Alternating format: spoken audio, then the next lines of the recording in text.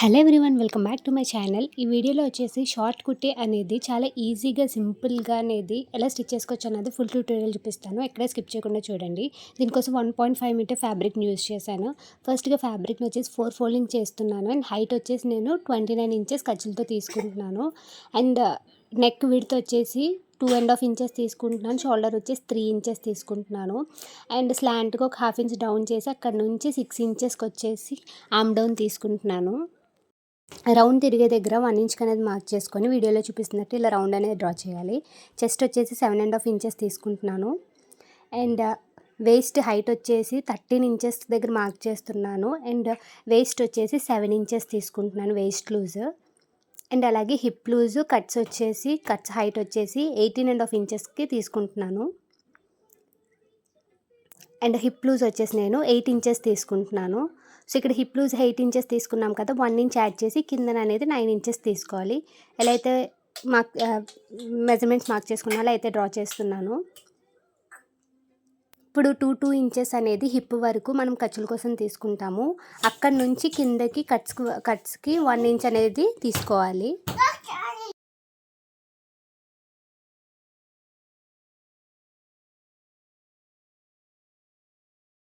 Front neck deep వచ్చేసి 4.5 inches తీసుకుంటున్నాను. ఇక్కడ నేను స్క్వేర్ నెక్ అనేది డ్రా చేస్తున్నాను ఫ్రంట్ నెక్కి.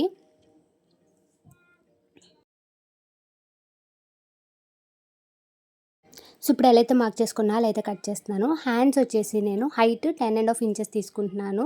అండ్ విడ్త్ వచ్చేసి 10 ఇంచెస్ తీసుకుంటున్నాను.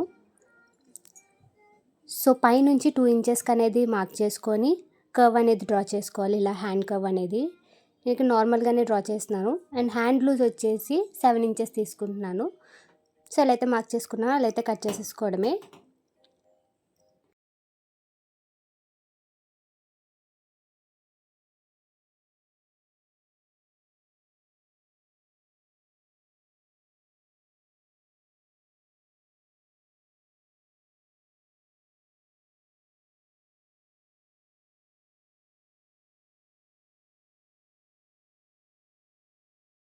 బ్యాక్ నెక్ వచ్చేసి నేను 3 ఇంచెస్ అనేది మార్క్ చేస్తున్నాను. నెక్ హైట్ అందులో నేను రౌండ్ నెక్ అనేది మార్క్ చేస్తున్నాను. సో ఇప్పుడు నెక్ స్టిచ్చింగ్ కోసం ఒక పీస్ అనేది తీసుకొని దానికి ఇలాగా డ్రా చేసుకొని స్టిచ్ చేసుకోవాలి. అలా నేను ఫ్రంట్ అండ్ బ్యాక్ పార్ట్స్ అనేవి స్టిచ్ చేసుకున్నాను. వీడియోలో చూపిస్తున్నట్టు షోల్డర్స్ అనేవి ఇలా అటాచ్ చేసేసుకోవడమే.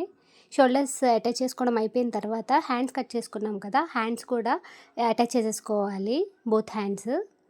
సో అది కూడా అటాచ్ చేసుకోవడం అయిపోయిన తర్వాత ఇప్పుడు స్లిట్స్ అనేవి ఎలా స్టిచ్ చేసుకోవాలో చూపిస్తాను. ఫస్ట్గా మనము ఖర్చుల కోసం 2 ఇంచెస్ తీసుకున్నాం కదా, ఆ 2 ఇంచెస్ మీద నుంచి హిప్ వరకు మనం 2 ఇంచెస్ స్టిచ్ చేసేసుకోవాలి. అక్కడ నుంచి 1 ఇంచ్ అనేది క్లోజ్ చేసుకుంటూ మడత పెట్టుకుంటూ మనం స్లిట్స్ అనేవి స్టిచ్ చేసుకోవాలి. ఇక్కడ నేను ఇది ఎక్స్ప్లెయిన్ చేయట్లేదండి, వీడియో క్లియర్గా చూస్తే మీకే అర్థమవుతుంది ఎలా స్టిచ్ చేసుకోవచ్చు అనేది.